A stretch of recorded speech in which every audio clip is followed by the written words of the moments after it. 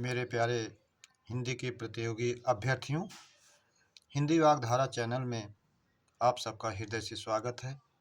इस उम्मीद और अपेक्षा से कि आप अपनी तैयारी पूरी शिद्दत से कर रहे होंगे। इन श्रृंखलाओं में पूछे गए प्रश्न किसी न किसी परीक्षा में कई बार पूछे गए हैं और इस उम्मीद के साथ कि इन श्रृंखलाओं के प्रश्नों पर आप अपना फोकस ज़रूर कर रहे होंगे। आइए देर ना करते हुए आगे बढ़ते हुए हम लोग अपने अगले श्रृंखला के पहले प्रश्न की शुरुआत करते हैं। प्रश्न नंबर 1, आहार का विलोम है? ए निराहार, बी अनाहार, सी दोनों, डी कोई नहीं। आहार माने होता है भोजन करना, भोजन लेना, भोजन, तो इसका निराहार ये भी हो जाएगा भोजन रहित, अनाहार ये भी भोजन रहित, सी दोनों, डी कोई नहीं। तो दोनों इसका विलोम बनेगा। जो भी आपकी परीक्षा में विकल्प में आए तो आप उसको माने, इसलिए विकल्प सी सही हो जाएगा, दोनों। प्रश्न नंबर 2, परुष पुरुष समश्रुत भिन्नार्थक शब्द का अर्थ है? कठोर, आदमी, कोमल, कठोर, रूखा, आर्द्र, डी सभी। तो परुष का अर्थ कठोर होता है, आप जानते हैं, और पुरुष का आदमी। तो पहला विकल्प ही हमारा सही हो जाएगा, कठोर और आदमी। प्रश्न नंबर 3, थल और थान का तत्सम रूप है? ए स्थल, स्थान, भूमि, स्थल, भू, वायु, डी कोई नहीं। तो थल आप जानते हैं, था से शुरुआत होने वाले के पहले दंती आधा सा लगाने पर आपका तत्सम बन जाता है और दोनों शब्दों की शुरुआत था से ही हुई है, थल, थान। तो आधा दंती सा का प्रयोग करने पर यानी शुद्ध सा का प्रयोग करने पर तत्सम बन जाता है। तो पहला ही विकल्प बनेगा हमारा, स्थल और स्थान। प्रश्न नंबर 4, तात्कालिक का विलोम है?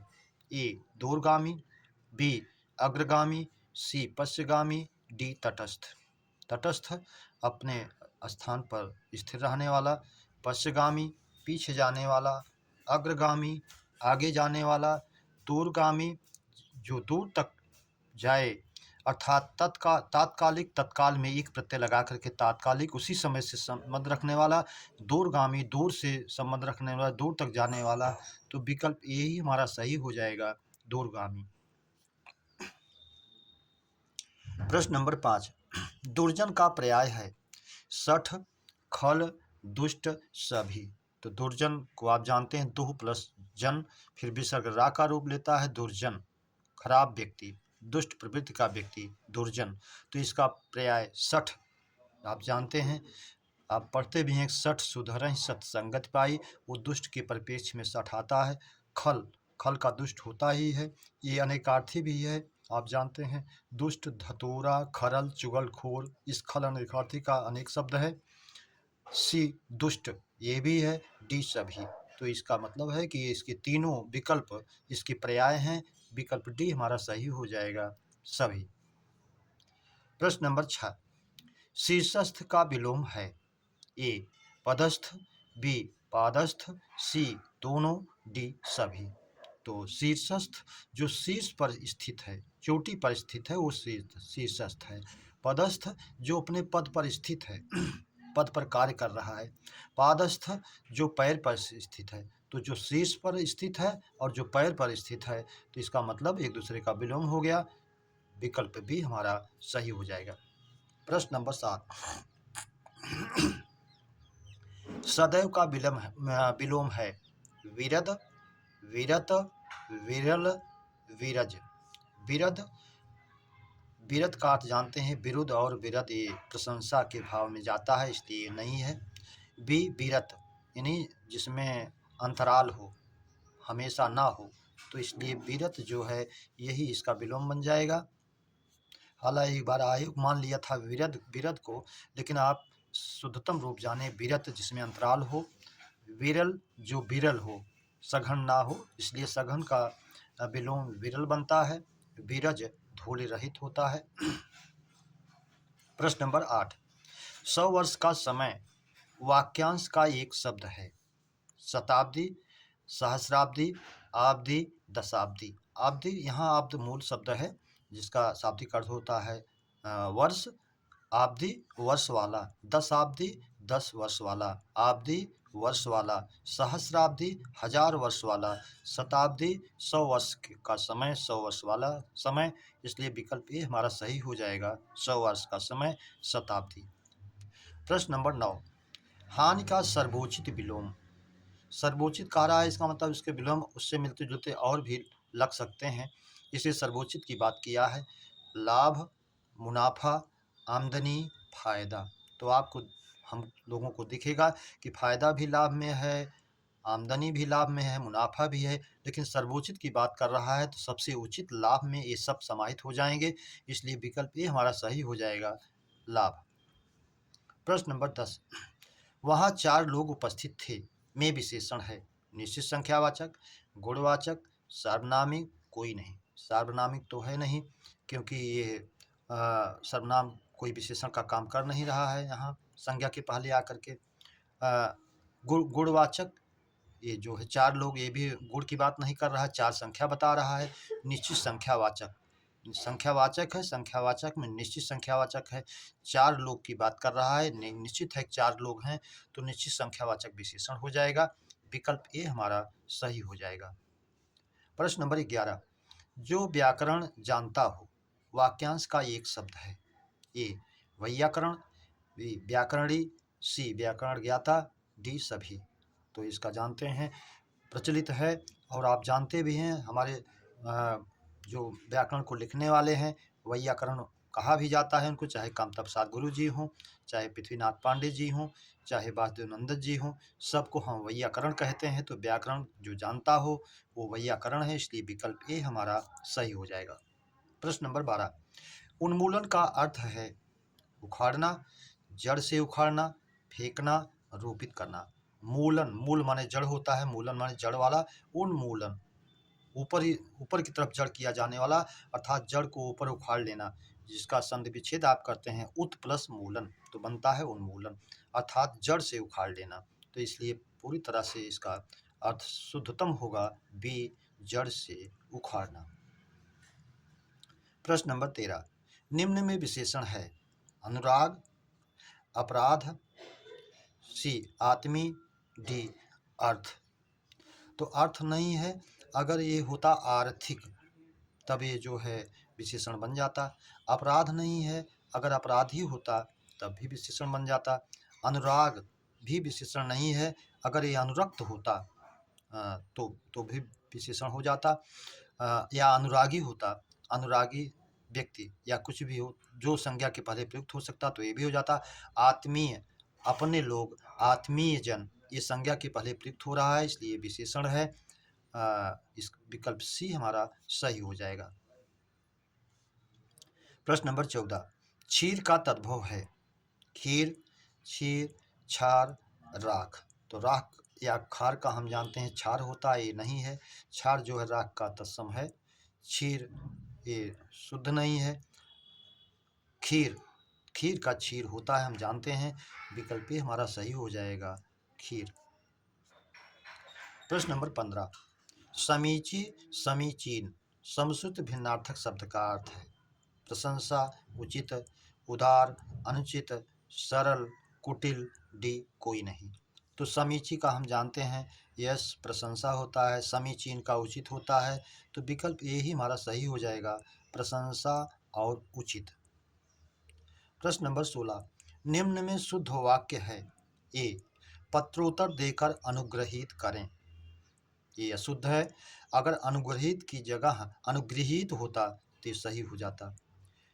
बी, यह सन्यासिनी का घर है, सन्यासी पुल्लिंग है, सन्यासिनी स्त्रीलिंग है और वाक्य शुद्ध है, इसलिए विकल्प बी हमारा सही हो जाएगा। सी है, निरपराधी को दंड ना मिले, तो ये संज्ञा है, अगर ये होता निरपराध को दंड ना मिले, यानी निरपराध व्यक्ति को दंड ना मिले या निरपराध को दंड ना मिले, तो ये भी शुद्ध होता। दुर्जन लोग अनिष्टकारी होते हैं, अब दुर्जन के साथ लोग भी आया है, 2 प्लस जन, जन भी है, लोग भी अलग से आ गया है, इसलिए अशुद्ध हो गया। अगर होता दुर्जन अनिष्टकारी होते हैं तो ये भी शुद्ध होता, इसलिए विकल्प बी ही हमारा सही है।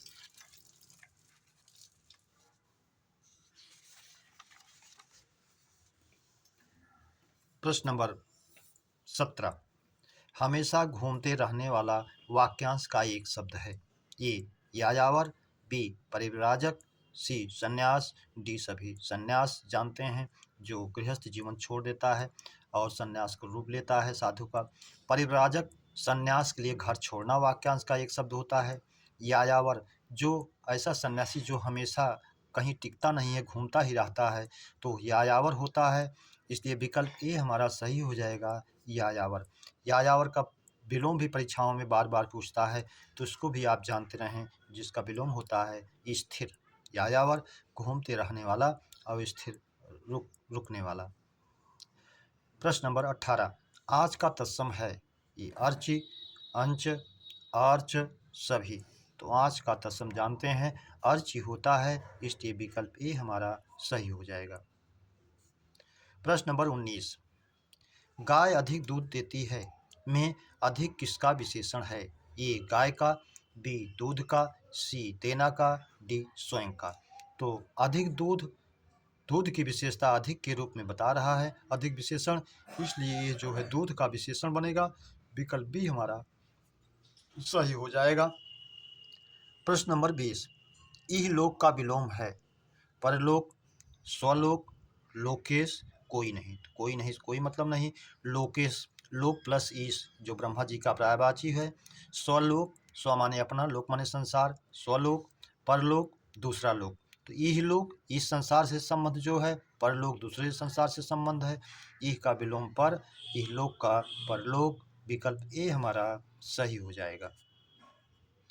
प्रश्न नंबर 21, 1000 वर्ष का समय, शताब्दी, सहस्राब्दी, दशाब्दी, कोई नहीं। अभी इस तरह के प्रश्नों पर चर्चा हम लोगों ने की थी। अब्द माने वर्ष, आब्दी माने वर्षों वाला, तो सहस्राब्दी, सहस्र माने 1000, 1000 वर्ष का समय, सहस्राब्दी। विकल्प बी हमारा सही हो जाएगा। प्रश्न नंबर 22, जरा, जरा समश्रुत भिन्नार्थक शब्द के अर्थ हैं। बुढ़ापा, थोड़ा, युवा, बाल, चिर, चीर, डी सभी। तो चिर माने देर से, चीर माने वस्त्र होता है, आप जानते हैं। युवा युवाओं के लिए, बाल बालकों के लिए। जरा का अर्थ बुढ़ापा, और जिसमें नुक्ता युक्त जरा रहेगा वो थोड़ा। तो नुक्ता वालों को आप जानिए, जिसमें नहीं रहेगा जा में वो बुढ़ापा, जिसमें नुक्ता रहेगा वो थोड़ा होगा। विकल्प ए हमारा सही हो जाएगा। इसी तरह से एक शब्द आप और देखते हैं जो हल चिन्ह युक्त होता है, जगत और जगत। जिस ता में हल चिन्ह होता है वो संसार होता है, और जिस जगत के ता में हल चिन्ह नहीं होता है, कुएं के चतुर्दिक बना चबूतरा होता है, वो भी परीक्षाओं में बार बार पूछा जाता है, उसको भी आप जानते रहें। प्रश्न नंबर 23, शुद्ध शब्द वर्तन्य अनुसार है। ए हिरण्यकश्यप, अशुद्ध है। अगर ये हिरण्यकशिपु होता तो शुद्ध होता। बी सुषुप्ति, ये भी गलत है, सोने की अवस्था। अगर ये मूर्धन्य सा होता दूसरे सा के रूप में तो ये भी सही होता। सी हितेच्छुक, ये भी अशुद्ध है। अगर ये केवल हितेच्छु होता, काना होता इसमें, तो ये भी शुद्ध होता, हित की इच्छक वाला। डी श्रीयुत, ये पूरी तरह से शुद्ध है। अगर ता हल चिन्हित होता तो अशुद्ध हो जाता। आप जानते हैं श्रीयुत और प्रत्युत दोनों शब्दों में हल नहीं लगता है ता में, वो शुद्ध होता है, इसलिए विकल्प डी हमारा सही है, श्रीयुत। प्रश्न नंबर 24, शिवत्व में संज्ञा है। ए भाववाचक संज्ञा, बी व्यक्तिवाचक संज्ञा, सी जातिवाचक, डी कोई नहीं। तो जानते हैं त्वा, ता, पन, आ, आओ, ये सब जहाँ जोड़ते हैं या प्रत्यय, उसको भाववाचक बना देते हैं। शिव माने कल्याण, शिवत्व जिसमें कल्याण का भाव हो तो भाववाचक संज्ञा बनेगी, इसलिए विकल्प ए हमारा सही हो जाएगा, भाववाचक। प्रश्न नंबर 25, मुक्त कंठ व मुक्त हस्त के साथ कौन सा परसर्ग प्रयोग नहीं करेंगे, और यदि करते हैं तो वाक्य अशुद्ध हो जाता है। से, का, द्वारा, कोई नहीं। तो से जैसे कहते हैं उसने मुक्त कंठ दान किया, उसने मुक्त हस्त दान किया, उसने मुक्त कंठ गाया। तो गाने का भाव गले से और देने का भाव हाथ से, लेकिन इसमें मुक्त कंठ और मुक्त हस्त के बाद वाक्य प्रयोग में से परसर्ग का प्रयोग हम नहीं करेंगे, नहीं तो वाक्य अशुद्ध हो जाता है। इसलिए विकल्प ये हमारा सही है, जो जिसका प्रयोग करके वाक्य को अशुद्ध कर दिया जाता है। प्रश्न नंबर 26, कोहनी और गर्दन का तत्सम है। ए कफोड़ी, ग्रीवा, बी कोहनी, गर्दन, सी दोनों, डी कोई नहीं। तो कोहनी का कफोड़ी होता है और गर्दन का ग्रीवा होता है, इसलिए विकल्प ए हमारा सही हो जाएगा। गर्दन को भी वर्तनी शुद्धि में पूछता है। अगर इसको रहवा रेफ रा का रूप रा को दे दिया जाता है तो वाक्य शब्द या शुद्ध हो जाता है। तो आप जानते रहिए गर्दन और बर्तन पूरे रा लिखे जाते हैं, इसको भी आप जानें। प्रश्न नंबर 27, मित का शाब्दिक अर्थ है। ए थोड़ा, बी लघु, सी गुरु, डी सभी। तो मित का शाब्दिक अर्थ जानते हैं, थोड़ा होता है। जैसे आप वाक्यांश में बनाते हैं, प्राय परीक्षाओं में पूछा जाता है। मितभाषी आप कहते हैं थोड़ा भोजन, थोड़ा बोलने वाला। मिताहारी थोड़ा भोजन करने वाला। मित व्ययी थोड़ा खर्च करने वाला। तो मित शब्द का शाब्दिक अर्थ थोड़ा होता है। जिस भी शब्द में लगाएंगे वो शब्द आपका बनाएगा। प्रश्न नंबर 28, ऋषि और अभिषेक का विशेषण है। आर्ष, अभिषिक्त, ऋषि, अभिषेकी, सी दोनों, डी सभी। तो ऋषि का जो है, ऋषि में आ प्रत्यय जोड़ करके आर्ष बनता है। विशेषण अभिषेक में अभिषिक्त बनता है, तो इसीलिए अभिषिक्त माने स्नान किया हुआ, अभिषेक माने स्नान करना, अभिषिक्त स्नान किया हुआ। तो इसमें इत प्रत्यय लगा करके ये बनाया गया। अभिषिक्त स्नान किया हुआ व्यक्ति। आर्ष जो ऋषियों मुनियों द्वारा रचित काव्य होता है उसको आर्ष काव्य कहते हैं, इसलिए विकल्प ए हमारा सही हो जाएगा, आर्ष और अभिषिक्त। प्रश्न नंबर 29, शुद्ध में विच्छेद है। ए शुद्ध प्लस धा, बी शुद्ध प्लस धा, सी दोनों, डी कोई नहीं। तो ये जस्तु संधि में अपदांत जस्तु संधि है, जिसका सूत्र होता है झलाम जसोवंते, झलाम जस झसी। पदांत अपदांत का सूत्र आप जानते हैं। तो ये जो है आपका शुद्ध बनता है शुद्ध प्लस धम, शुद्धम। वृद्ध प्लस धा, वृद्धा। युद्ध प्लस धम, युद्धम। तो इसका शुद्ध संधि विच्छेद होगा, शुद्ध प्लस धम, धा का दा हो जाता है, इसका संधि रूप बनता है शुद्धम। प्रश्न नंबर 30, कोमलांग, कृशांग, भुजंग का स्त्रीलिंग है। कोमलांगी, कृशांगी, भुजंगी, कोमला, कोमली, कोमल, दोनों, सभी ऐसा नहीं है। कोमल का कोमलांगी, कृशांग का कृशांगी, भुजंग का भुजंगी। प्रायः इन शब्दों में गलतियां तब करा देता है जब इसमें इन्हीं प्रत्यय जोड़ देता है। कोमलांगिनी, कृशांगिनी, भुजंगिनी अशुद्ध हो जाता है। तो आप इसका स्त्रीलिंग शुद्ध रूप जानते रहिए, कोमलांगी, कृशांगी और भुजंगी, तीनों का विकल्प ए हमारा सही हो जाएगा। प्रश्न नंबर 31, रोगी से सोया नहीं जाता में वाच्य है। ए कर्तृवाच्य, बी कर्मवाच्य, सी भाववाच्य, डी कोई नहीं। अब इसमें क्रिया जो है कर्ता के अनुसार और पुल्लिंग एक वचन, और इसमें अशक्तता दर्शाई गई है। कर्म नहीं है, कर्म का अभाव है, सोया नहीं जाता, अशक्तता है, चला नहीं जाता, खाया नहीं जाता। तो इस तरह से जो है भाववाच्य में जाएगा, विकल्प सी हमारा सही हो जाएगा, भाववाच्य। मेरे प्यारे बच्चों, इस श्रृंखला के प्रश्नों की चर्चा पर चर्चा हम लोगों ने विधिवत किया। उम्मीद करता हूँ ये श्रृंखला आपको बेहतर लगी होगी, तो इसे अपने मित्रों को सब्सक्राइब, लाइक और शेयर जरूर करें। इसी उम्मीद और अपेक्षा के साथ आप सभी को हृदय से धन्यवाद। अगली श्रृंखला के मिलने तक जय हिंद।